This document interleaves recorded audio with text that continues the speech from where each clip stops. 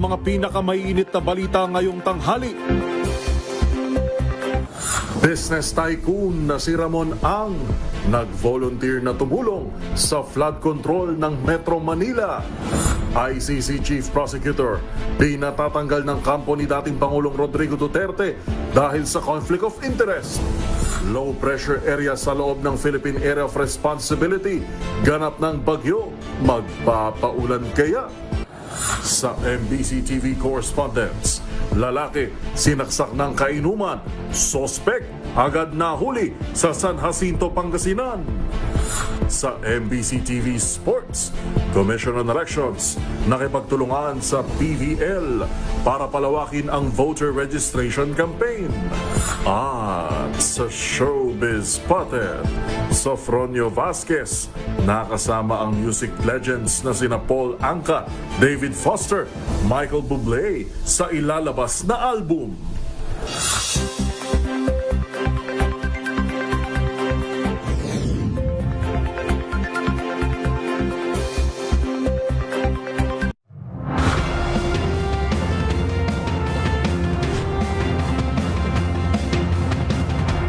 Bawat balita, makabuluhan. Bawat kwento, makapangyarihan. Boses ng Pilipino para sa Pilipino. Live mula sa MBC TV Studio. MBC TV Network News.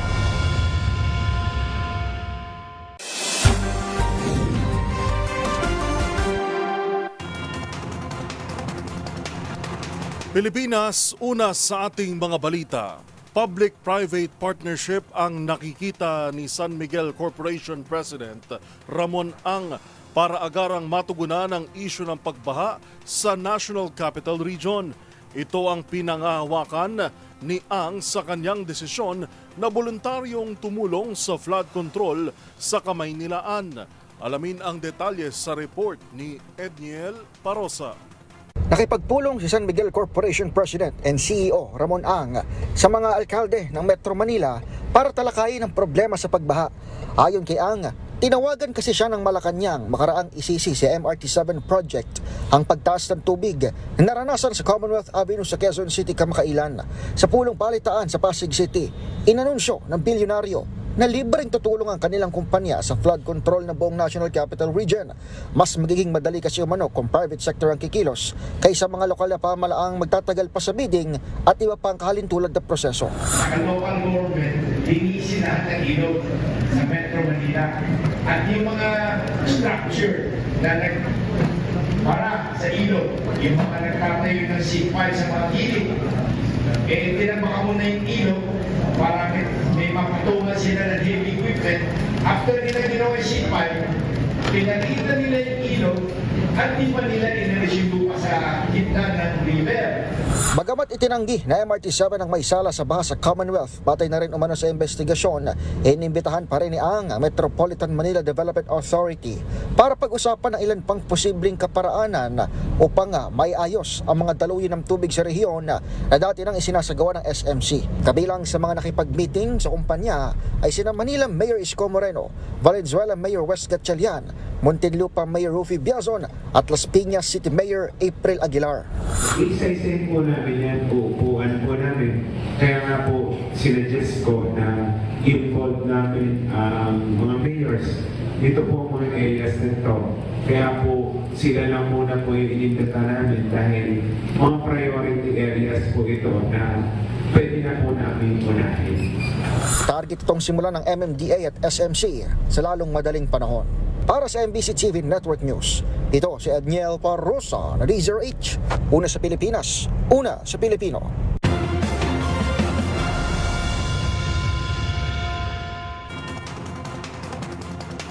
Nananawagan naman ang lead counsel ng kampo ni dating Pangulong Rodrigo Duterte na dapat alisin bilang International Criminal Court Chief Prosecutor si Karim Khan sa issue ng conflict of interest. Hindi raw kasi nito ibinunyag na nagsilbi na rin itong abogado para sa drug war victims ng Administrasyong Duterte noong taong 2021. Una sa balitang yan, si Dustin Bayog. Umapela ang kampo ni dating Pangulong Rodrigo Duterte sa International Criminal Court o ICC Appeals Chamber. Natanggalin ang tumatayong Chief Prosecutor na si Karim Khan dahil umano sa conflict of interest.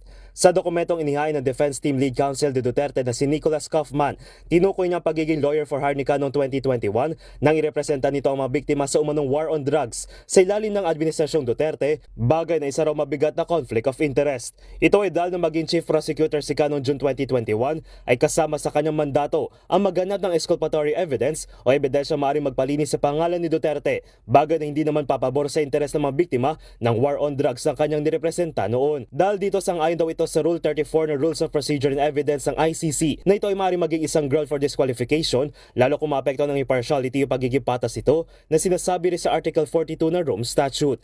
Kabilang din sa dokumento ang pag-question sa high moral character ni Khan na umano'y naharap sa alegasyon ng sexual assault laban sa isang staff na nagugat sa kanyang leave of absence noong Mayo. Mababatid naman noong Hunyo inireject ng ICC ang unang apela ng defense team ni Duterte na i-disqualify ang dalawang judge na mangunguna sa pagdidig ng kanyang kaso. Samantala nakatakda naman sa September 23 ang unang pagdidig sa dating Pangulo kaugnay sa sinampang crime against humanity. Para sa MBC TV Network News, ito si Dustin Bayog ng DZRH TV. Una sa Pilipinas, una sa Pilipino.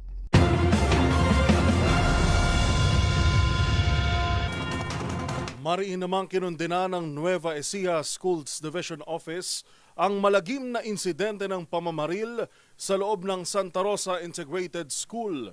Habang sasailalim naman sa debriefing sessions ang mga apektadong estudyante at staff na nakasaksi sa pagbaril ng sospek sa biktima at sa kanyang sarili na pawang mga minor de edad. Ang mga detalye ihahatid ni Grace Sansano. Naglabas na ng official statement ang School Division Office ng Nueva Ecija Department of Education makaraan ang malagim na shooting incident na kinasangkutan ng isang grade 10 student at ang manoy boyfriend nito kahapon ng umaga sa loob ng classroom ng 15 years old na estudyante. Sa official statement, nakasaad ang pagkondena sa malagim na insidente. Kanila ring tiniyak na sisiguraduhin ipapatupad ang safety at seguridad ng mga mag-aaral, guro at personnel. Ang act of violence sa loob ng school premises ay hindi raw katanggap-tanggap, lalo pat itinuturing na friendly environment place ang mga paaralan. Magsasagawa rin ang Department of Education ng investigasyon upang alamin at kung sino man ang accountable sa nasabing insidente. Katuwang dito ang PNP. Binigyan din ng psychological at critical stress debriefing na ang mga apektadong mag-aaral at personnel staff.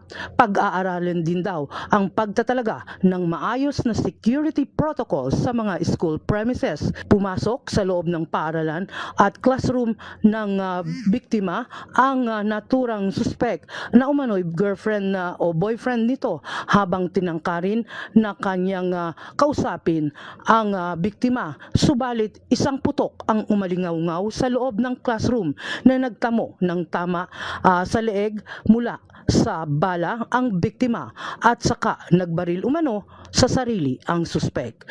Bagamat isolated case ang pangyayari, ikinakalungkot ito ng marami dahil nga hindi katanggap-tanggap ang ganitong mga insidente. Sa ngayon, ayon sa Chief of Police ng bayan ng Santa Rosa na si Major Williard Dulnuan ay nananatili na nasa pagamutan at kritikal ang dalawa habang nagpapatuloy ang kanilang investigasyon. Para sa MBC TV Network News, ito si RH25 Grace Vera Sansano. Una sa Pilipinas, una sa Pilipino.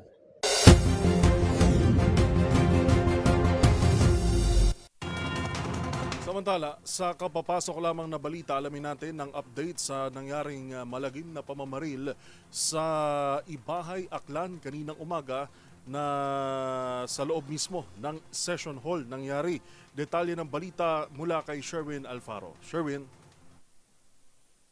Yuel, kinumpirma ng mga kaanak ni Ibahay Aklan Vice Mayor Julio Estoloso na pumanaw na ito matapos na magtamo ng mga bala sa tama ng bala kaninang umaga ng pagbabaril nito sa loob ng session hall ng bayan ng Ibahay Aklan kaninang umaga. Sa Facebook post ni Wina Suzanne Maglantay Tanlok Sinabi nito na pumanaw na ang kanyang tiyuhin na si Vice Mayor Julio Estoloso. Bagay na kinumpirma rin ng Diocese of Kalibo sa kanilang Facebook post ngayong umaga. Sa kanilang anunsyo ay humingi sila ng panalangin para sa kapayapaan ng kaluluwa ni Vice Mayor Julio Magsakay Estoloso, ang kapatid ni Father Jose Estoloso na miyembro ng Diocese ng Kalibo.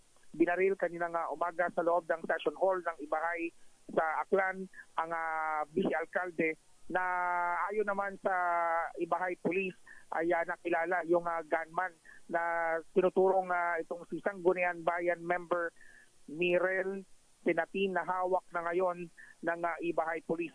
May 6 hanggang 8 putok ng bala ang narinig sa loob ng Sangguniang Bayan Session Hall ng Ibahay, pati na rin sa mga salaysay ng mga nakasaksi.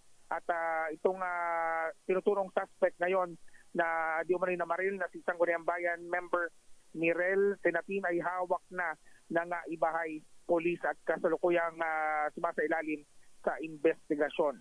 Sa kasalukuyan, wala pang inaanunsyong plano ang pamilya ni Vice Mayor Julio Estoloso kung ano ang magiging preparasyon para sa magiging burol nito.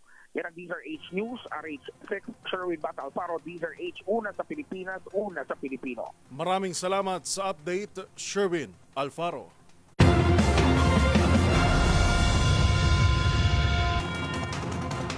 Sa iba pang balita, pinangangambahan ng ilang rice retailers sa Cartimar Market sa Pasay City na tumaas ang presyo ng imported na bigas sa nakaambang import suspension.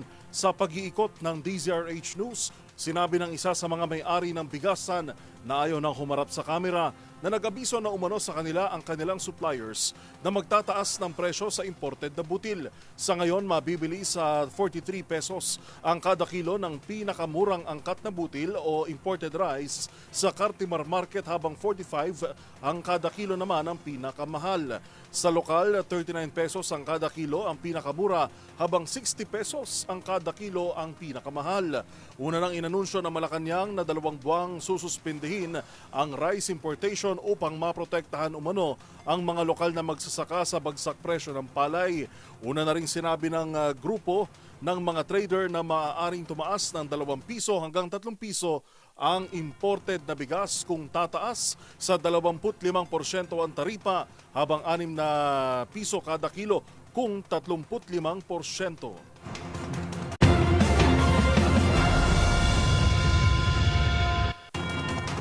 Nakaamba naman ang hanggang higit pisong rollback sa presyo ng mga produktong petrolyo sa susunod na linggo. Ayon sa Department of Energy, humigit kumulang 1 peso and 25 centavos ang bawas presyo sa diesel, habang katiting na 25 sentimo sa kada litro ng gasolina. Posible rin bumaba ng hindi hihigit o mas mataas sa 1 peso and 20 centavos ang presyo ng kada litro ng kerosene. Kabilang sa posible umanong nakaapekto ang tumataas na produksyon ng oil-producing countries o OPEC+, gayon din ng mga kaalyado nito.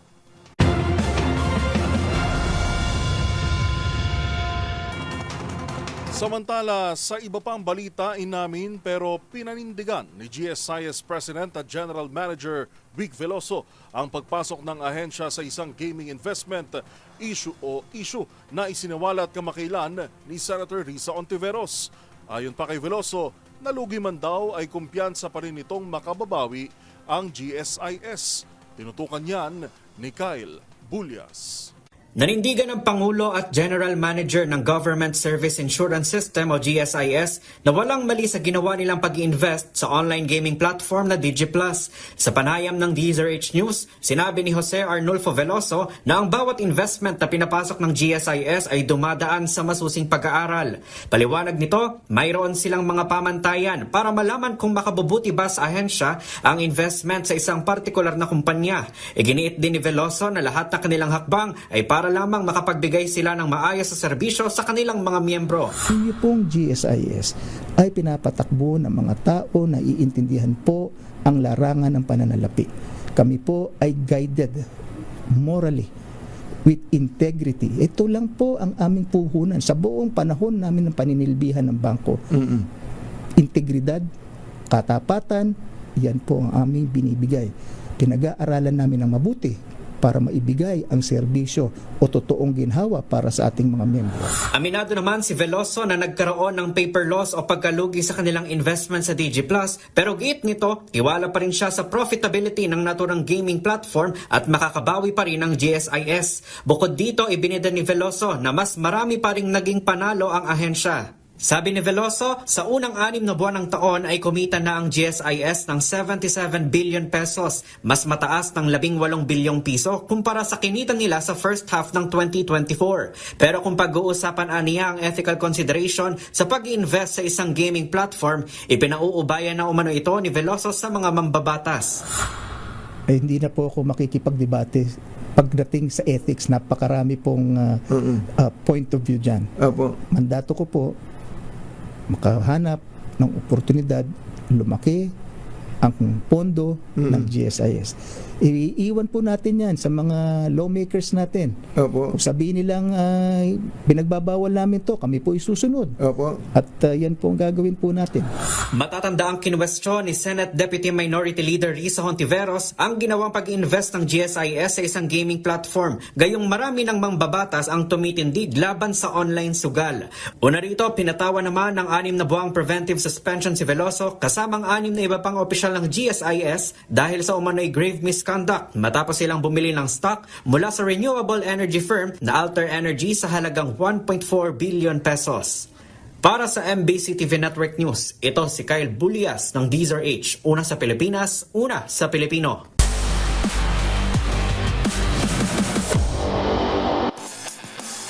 Nakipagtulungan ang Commission on Elections o COMELEC sa Premier Volleyball League o PVL para palawakin ang kanilang kampanyang Register Anytime Anywhere Program o SRAP.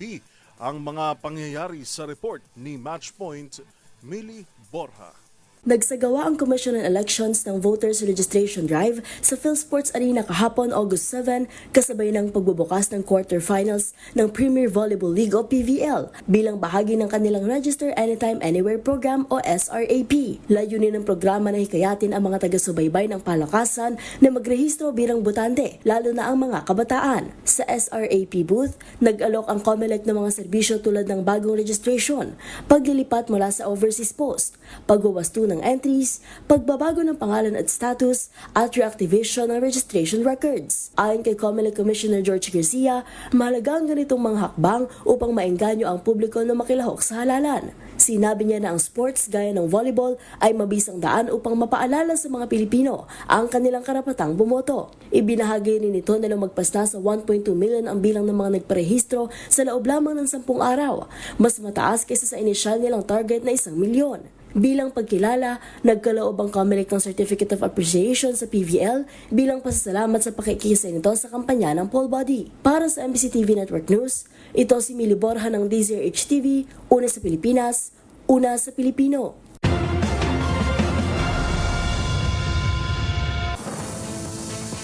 Narito mga balitang dapat ninyong abangan. Hinihinalang underwater drone nalambat sa Bolinao, Pangasinan. Sa MBC TV Global, dambuhalang wildfire na itala sa Aude region sa France. At sa Showbiz Spotted, crash landing on new star na si Hyun Bin, lumapag na sa Pilipinas para sa kanyang fan meet. Lahat ng yan at iba pa sa pagbabalik ng MBC TV Network News.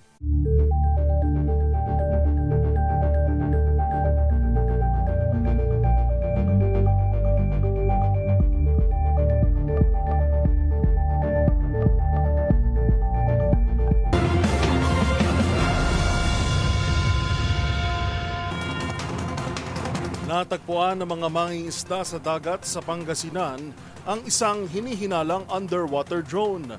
Ayon kay Philippine Coast Guard spokesperson for West Philippine Sea, Commodore J. Tariela, nakita ang underwater drone sa layong 149 na nautical miles northwest ng bayan ng Bolinao. Tinatayang may habang 160 centimeters ang drone, may lapad na 20 inches at bigat na 100 kilograms. Isinuko na sa mga otoridad ang umano'y drone para sa investigasyon at pagsusuri.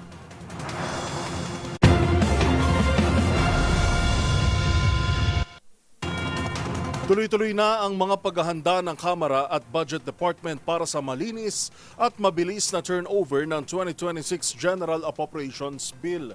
Ayon pa sa isang kongresista, simula pa lang ito ng pagtalima ng Kongreso sa hamon ng Pangulo na gawing transparent at bukas sa publiko ang budget deliberations. Narito ang report ni Milky Regonan.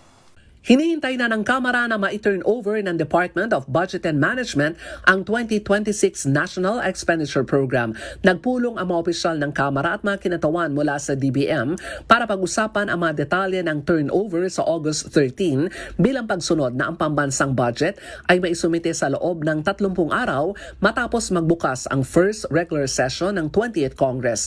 Ayon kay Nueva Ecija Representative Micaela Swansing, Chairman ng House Committee on Appropriations, mahalaga ang maayos na turnover. Tugon din niya ito sa direktiba ni House Speaker Martin Romualdez na gawing bukas ang mga pagdinig na layuning transparent ang pagtalakay sa panukalang pambansang budget. September 1 ang target ng House Committee on Appropriations para matalakay ang panukalang pambansang budget sa 2026 na nakakalaga ng 6.793 trillion pesos. Anya, inaasahan ng Kamara na maisusumite ng DBCC o Development Budget Coordination Committee sa August 13 ang National Expenditure Program at habang hinihintay, maglulungsad na sila ng tinatawag na People's Budget Review. Dagdag pa ni Swansing, tinatanggap ng Kamarang hamon ni Pangulong Bongbong Marcos na gawing transparent ang pagtalakay sa pambansang budget kasunod ng direktiba ni Speaker Romualdez na ipatupad ang open BICAM deliberations. Para sa MBC TV Network News, ako si Milky Regunan, una sa Pilipinas, una sa Pilipino.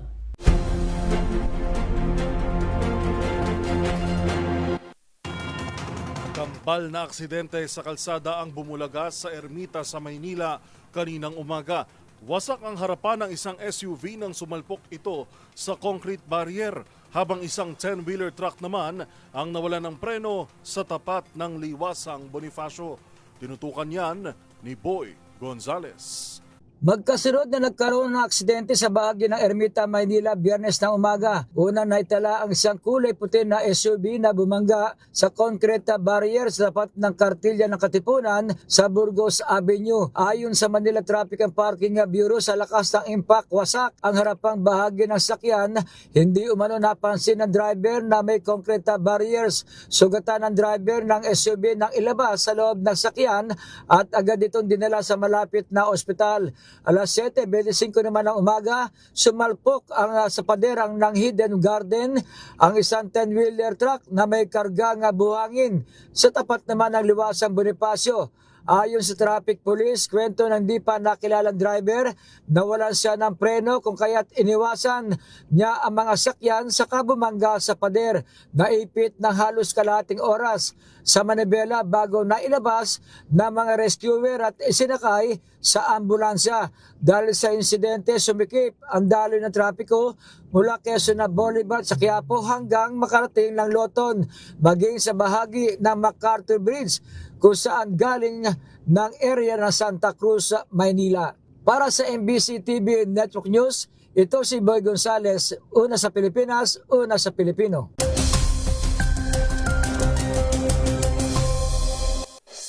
Ganap ng naging bagyong Fabian ang binabantayang low pressure area 145 kilometro kanluran ng Sinaid, Ilocos Sur, malapit sa western boundary ng Philippine Area of Responsibility. Pero inaasahang lalabas din ang mahinang tropical depression ng ating katubigan ngayong araw o sa susunod na 24 oras. Samantala, southwest monsoon ang pangunahing weather system na nagpapaulan sa Bicol, Mimaropa, Quezon Province, kabilang na rin ang Visayas, Zamboanga, Northern Mindanao, Davao at Caraga. Posible rin ito magdala ng mga biglaan pero panandali ang ulan sa Metro Manila at sa nalalabing bahagi ng Luzon at Mindanao. Sa Dagat Pasipiko, binabantayan naman si Tropical Storm Podul na kumikilos pa kanluran at inaasahang papasok sa PAR bilang isang typhoon sa Linggo o Lunes, bunsod ng favorable sea conditions. Ngayong weekend hanggang Lunes, magpapatuloy naman ang mainit na panahon sa Metro Manila.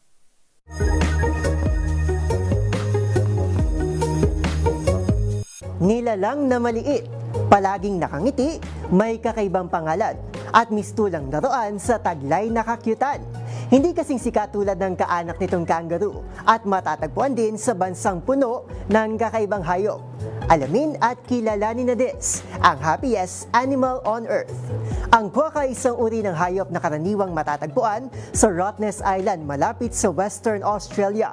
May taglay na kakaibang anatomy ang mga paslit na ito dahil natural na hinihila ng kanilang facial muscles ang kanilang mga labi pataas, dahilan kung bakit nagkakaroon ito ng likas na smiling expression.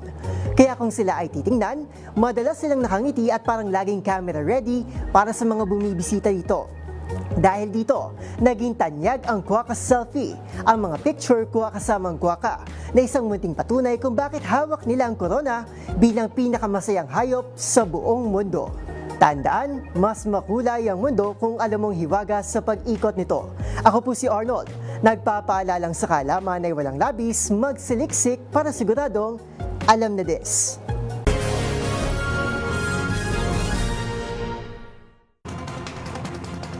Sumiklab naman sa Aude region sa southern France ang may tuturing na pinakamalaking wildfire matapos ang 80 taon. Habang natagpuan naman sa isang templo sa Peru ang mga kalansay ng human sacrifice victims, 3,000 taon na ang nakalipas. Ang mga balita mula sa ibayong dagat tinutukan sa Global Headlines Report ni James Galange. Balita mula sa France, sumiklab nitong Miyerkules sa mituturing na pinakamalaking wildfire sa Southern Aude region matapos ang halos 80 taon, kung saan umakit na sa 25 kabahayan ang napinsala habang isang ginang naman ang nasawi matapos matrap sa loob ng kanyang tahanan. Ayon sa Aude Prefecture, 9 naman ang sugatan na nasa kritikal na kondisyon na kasalukuyang nagpapagaling na sa ospital. Tinatayang nasa higit 1,800 bomberong rumisponde sa nasabing sunog na sumakop sa halos 12,500 hektarya ng lupa. Sa iba pang balita, nadiskubre naman sa isang templo sa Peru ang mga kalansay ng nasa higit 10 katao na nakalibing na ng halos 3,000 taon. Ayon sa mga archaeologist, ang mga labing ito'y paniniwalang naging biktima ng human sacrifice noong sinaung panahon bilang bahagi ng Kaposnik culture. Ito ay isang religious tradition na gumagamit ng tao bilang alay sa kanilang Diyos upang magkaroon ng kasaganaan sa buhay. Paliwanag ng mga eksperto, may ilan sa mga bangkay nakaranas sa pagmamalupit, gayong may mga bangkay na nakadapa habang nakatali ang mga kamay nito sa likod. Isinama na sa lista ng mga archaeological site ng naturang bansa ang templo tulad ng Machu Picchu at Nazca Lines na may pareho ding kasaysayan. At yan naman nakalap nating balita mula sa patibang panig ng mundo. Para sa MBC TV Network News, ito si James Galange ng DZRH TV, una sa Pilipinas, una sa Pilipino.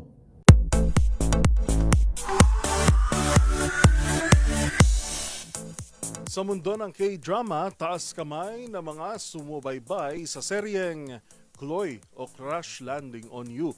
Ang bida kasi ng palabas na si Hyun Bin, aka Captain Ri, nasa Pilipinas na. Ang pagdating ng Korean actor sa NAIA, silipin sa Showbiz Report na ito. Nasa Pilipinas na ang South Korean actor na si Hyun Bin para sa kanyang special meet and greet with fans ngayong araw sa isang hotel and casino sa Parañaque. Ito ang kauna-unahang pagbisita sa Pinas ng aktor na bumida bilang Captain Ri sa hit K-drama na Crash Landing on You, kung saan naging asawa nito sa tunay na buhay ang co-star na si Sonia Jin at nagka-baby taong 2022. Full force naman ang ilang fans na talagang naghintay kay Hyun Bin sa NAIA. And speaking of fans, isa na rin dyan ang veteran actress na si Charo Santos Concho na kanya raw #1 oppa then and now ang K-actor. Nandyan ka na naman, pasulap-sulap sa'kin. Lagi-lagi na lang paligaw-ligaw tingin. Bukod sa Crash Landing on You, ilan pa sa mga pinagbidahang serye ni Hyun Bin ay My Lovely Samson, Secret Garden at Memories of the Alhambra. Habang ngayong taon, inaabangan na rin ang kanyang comeback sa political drama na Made in Korea.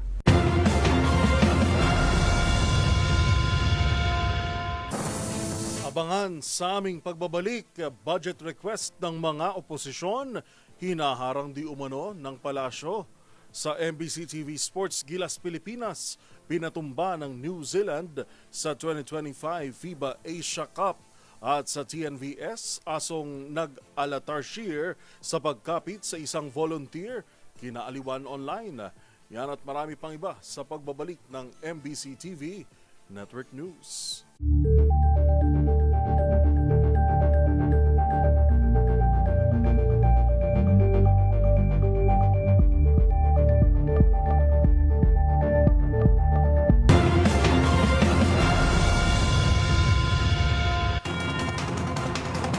Sa pagpapatuloy ng ating balitaan, kinondena ni Senator Amy Marcos ang di umano'y pag-impound ng palasyo sa budget request ng Duterte Bloc sa Senado.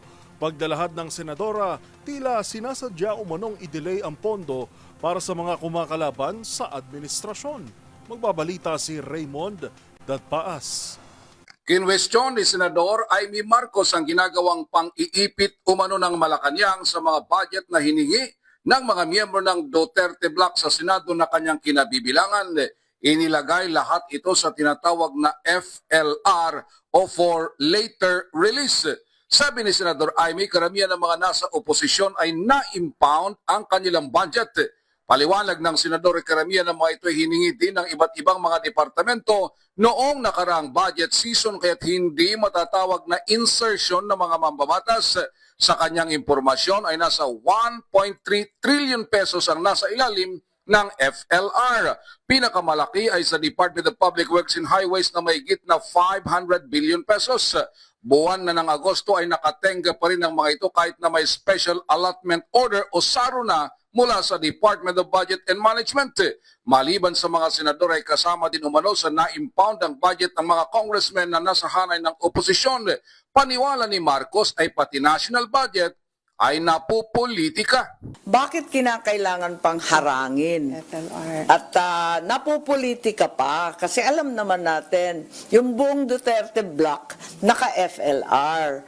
Ang bigat naman nun. Ang balita, may SARO na, andyan na sa iba't ibang department, wala nang magawa yung DBM, pero nakatenga sa mga department. Dito rin inamin ni Senador Amy na siya ay kabilang sa hanay ng oposisyon bilang kasapi ng Duterte Bloc sa Senado. Sa katunayan ay tanggap niyang tawagin siyang isang Duterte sa ngayon. Huwag lang daw Romualdez na apelyido ng kanilang nanay.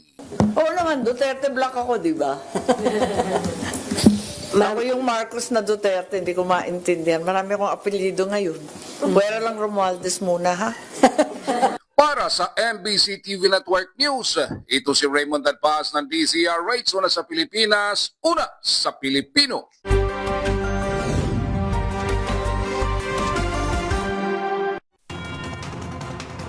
Sa iba pang balita, agad na aresto ang isang lalaki na nanaksak ng kainuman sa San Jacinto sa Pangasinan.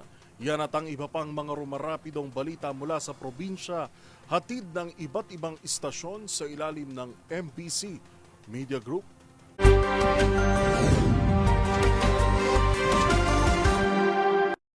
Lalaking sinaksak ng kainuman sa San Jacinto, Pangasinan na suspect huli agad sa 911. Isang tawag mula sa 911 ang inaksyonan ng San Jacinto Police kung saan sinasabing may naganap na insidente ng pananaksak. Mabilis na tumugon ang PNP sa Barangay Santo Tomas kung saan naganap ang nasabing insidente. Batay sa ulat ni San Jacinto Chief of Police Major Napoleon Velasco Jr. na nakarating sa tanggapan ni Police Provincial Director Colonel Marbel Mercolio, ang biktima isang 33 anyos habang ang suspect ay 25 anyos, parehong residente ng Barangay Santo Tomas na nabatid na kapwa galing sila sa inuman bago naganap ang krimen. Napag-alaman sa saksi na nakarinig siya ng ingay na nag-aaway sa kanilang compound. Alas 10 kagabi kaya agad siyang lumabas at bumungad sa kanya ang isang lalaking duwang nakandusay. May saksak sa likuran kaya agad siyang tumawag sa 911 hotline at mabilis namang nakaresponde ang mga pulis. Dinala sa paggamutan ng biktima at inaresto ang suspect na nasa likod ng rihas na bakal. Paliwanag ng suspect na gawa niya lamang ang krimen upang gumanti dahil nauna siyang pinagbuhatan ng kamay at hinampas ng kahoy sa ulo ng biktima. Kasong frustrated murder ang kinakaharap ngayon ng suspect. Para sa MBC TV Network News, ito si Freddy Pahardo Arister Tit, una sa Pilipinas, una sa Pilipino. Matagumpay na naaresto ng Abukay Municipal Police Station ang isa sa mga itinuturing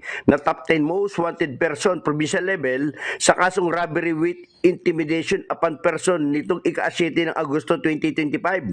Ang operasyon na isinagawa sa loob ng Department of Health Treatment and Rehabilitation Center na matatagpuan sa Barangay Liang Pilar, Bataan. Ang pagkakaaresto ay base sa bisa ng warrant of arrest na inilabas laban sa akusado. Napag-alamang kasalukuyang nasa ilalim ng protektibong kustodiya ng nasabing pasilidad ang suspect at sumasa ilalim ito sa in-house treatment and rehabilitation program matapos itong umamin sa kasong paglabag sa Section 11 Article 2 ng Republic Act 9165 o ang Comprehensive Dangerous Drug Act of 2002 at pumasok sa isang plea bargaining agreement. Ang matagumpay na operasyon ay bahagi ng pinaigting na kampanya ng Bataan Police Provincial Office sa pamumuno ni Colonel Martis A. Salvadora, Provincial Director ng Bataan PPO. Para sa MBC TV Network News, RH37, Danny Kumilang, una sa Pilipinas, una sa Pilipino. Arestado ng otoridad ang isang driver ng sasakyan sa Calbayog City, Samar dahil sa illegal na pagtatransport ng mga kahoy. Nabutan mismo ng otoridad na ibinabiyahe ang mga kahoy na walang mga dokumento. Ayon sa report ng PNP Calbayog, nahuli ito ng maglunsad ang joint personnel mula sa Fixed Visibility Point o KENDO at Community Environment and Natural Resource Office Catbalogan ng isang operasyon. Naaresto ito sa barangay Cag-Anibong o KENDO District, Calbayog City sa Samar. Ayon pa sa report ng PNP, ang nasabing akusado ay kinilala sa kanyang alias sa Silarik, residente ng Barangay Dawu o KENDO District ng Calbayog City sa Samar.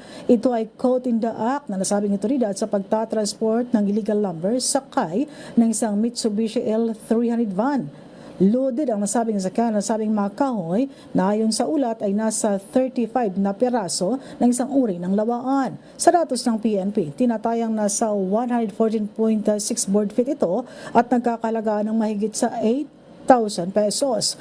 Ang nasabing driver na nagmamayari rin ng sabing sakyan ay walang naipakita na kahit anong mga legal documents na nagpapatunay sa legalidad na nasabing mga kahoy sa pagtatransport nito. Ang nasabing driver agad na inaristo. Dinala ito at ang nakumpiskang mga illegal na kahoy kasamang sasakyan sa Calbayog City Police Station at haharap sa karampatang kaso ang inaristo. Para sa MBC TV Network News, ito si RH34, Jane Galit Bantayan ng DZRH.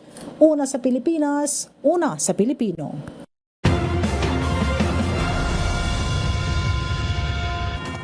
Tatlong tulog na lang at masasaksihan na ng publiko ang tagisan ng Global Regional Ballet Champions para sa inaabangang 5-day Asian Grand Prix 2025 Finals sa Aliw Theater. At kasabay niyan ang pagbisita ng ilang international legends sa mundo ng ballet. Kung sino-sino sila, alamin sa report ni Arnold Herrera. Muling magbubukas sa mga pinto ng Aliw Theater para saksihan ng pagsasanib ng makukulay na ballet culture mula sa iba't ibang panig ng mundo sa kulminasyon ng Asian Grand Prix 2025. Magpapasiklaban sa finale ang mga kampiyon sa Asian Grand Prix Regionals na ginanap sa Sydney, Shanghai, Jakarta at marami pang iba sa loob ng 4 na buwan mula Marso hanggang Hunyo. The Asian Grand Prix Finals is really exciting because for the first time in a while, they have the padded category. So there's going to be couples competing with classical paddidas. And what's interesting really is there are paddidas that are being danced by Filipino men and then a Taiwanese ballerina or Filipino and Malaysian tie-up. Sa patimpalak na ito, magsasayaw sa isang kakaibang collaboration masterpiece, ang ballet finalist duos mula sa magkaibang bansa at kultura para sa pagkakataong masungkit ang prestiyosong Grand Prix. Isa rin sa ibinida ni Filipina prima ballerina Lisa Makuha Elizalde, ang serye ng ballet masterclasses, competitions at friendly classes para sa Asian Ballet Competition at Ballet Intensive Program na pangungunahan ng iba't ibang international master teachers. Para kay Fred yan, operation staff ng AGP, malaking bagay anyang Aliw Theater bilang tahanan ng ballet para sa mga nagnanais matuto at magsimula pa lamang sa kanilang artistic journey. I can feel my passions while I looking at them because I also learn ballet. I'm also a freelance dancer, and then I feel like I can see those younger kids to receive the opportunity to learn from the guests.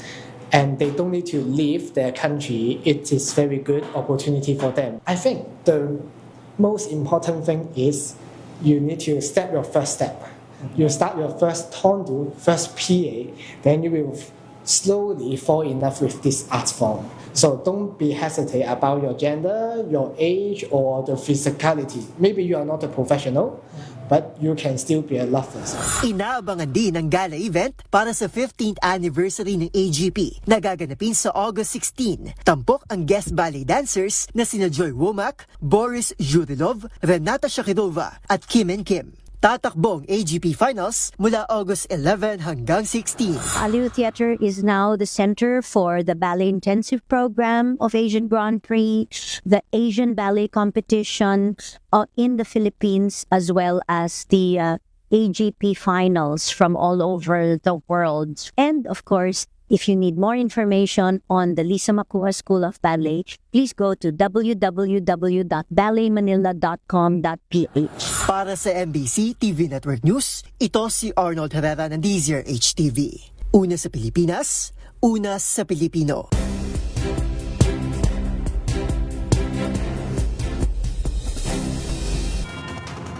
Sa panahon ngayon, kaliwat kanan na ang paglabas ng mga cute content sa social media. Pero para sa mga netizen, iba pa rin talaga ang hatid na charm ng mga fur baby. Katulad na lamang ng asong ito mula sa isang animal shelter na tumunaw ng puso ng maraming netizen. Paano ba naman kasi nag-alatarshir ito sa tindi ng pagyakap, paglambing at paglambitin sa isang volunteer? Ang nakatutuwang tagpo kasama si Oreo, silipin sa report ni Arnold Herrera.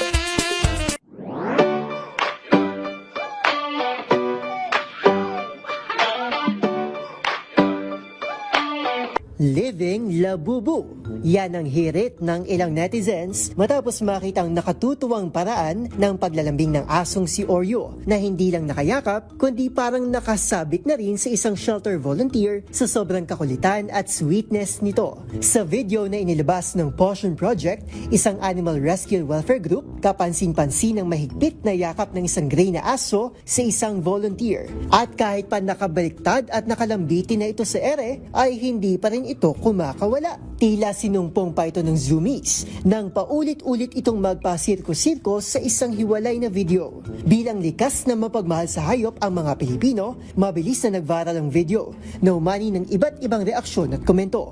Ayon nga sa isang netizen, madalas na amoy ng mga aso mga tao na kanilang magugustuhan, lalo kung swak din ito sa kanilang karakter.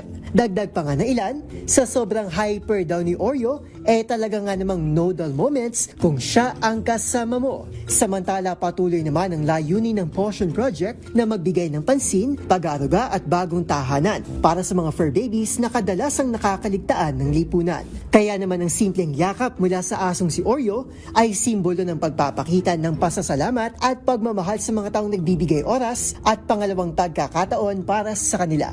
Para sa DZRH TV, ito si Arnold Herrera. Una sa Pilipinas, una sa Pilipino.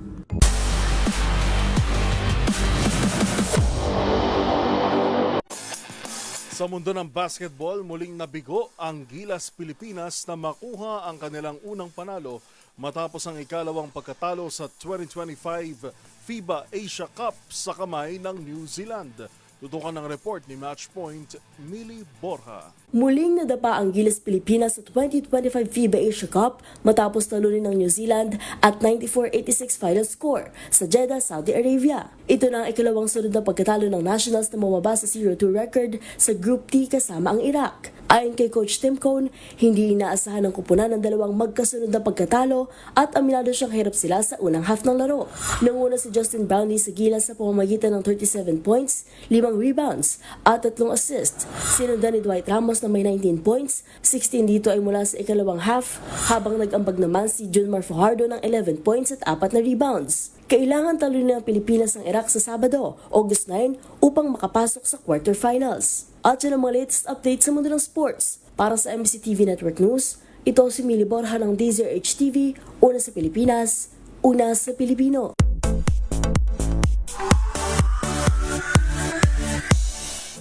Matapos umawit sa nagdaang SONA, panibagong milestone na naman ang ibinida ng singer na si Sofronio Vasquez, ang first Filipino Grand Champion ng The Voice USA na kasama sa ilalabas na album ang ilang music legends abroad.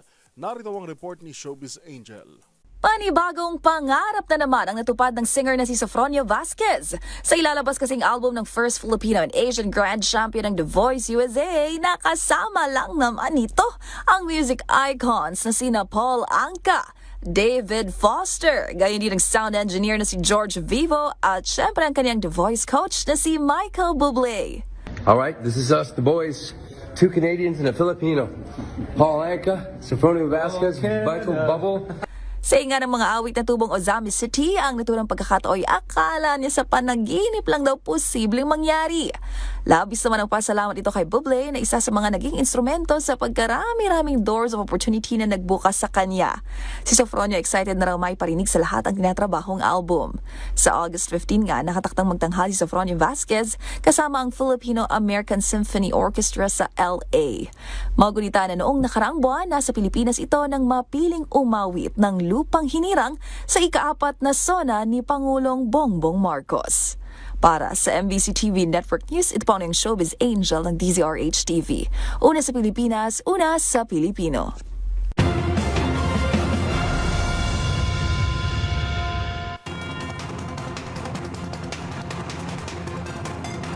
At iyan ang mga nakalap nating balita ngayong araw ng Biyernes. Ito po si Yuel Reyes. Batiin lamang natin ngayong araw talaga ang birthday ni Kuyang Angelo Palmones ng Magandang Umaga Pilipinas na nagdiriwang ng kanyang 18th birthday. Happy birthday, Kong Angel. At nakatutok din, magandang tanghali kay Lieutenant General Bernie Banag. Muli po, ito si Yuel Reyes. Magkita-kita tayo muli sa araw na ng Lunes para sa mga balitang makabuluhan, mga kwentong makapangyarihan. Hatid pa rin ang boses ng Pilipino para sa Pilipino. Ito ang MBC TV Network News. Una sa Pilipinas, una sa Pilipino.